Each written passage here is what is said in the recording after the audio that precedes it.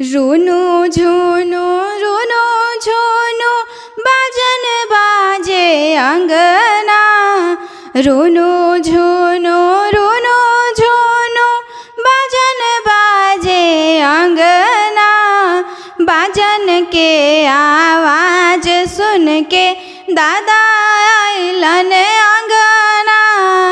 बाजन के आवाज सुन के दादा आइलन अंगना।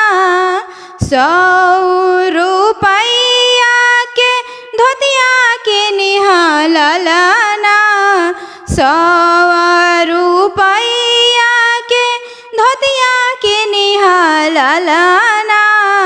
दादा के पैर पूजन करी हो अंगना। दादा के पैर पूजन करी हो अंगना। रुनु झुनु बाजन बाजे अंगना।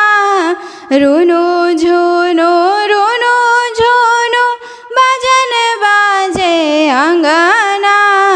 बाजन के आवाज सुन के दादी आइली अंगना।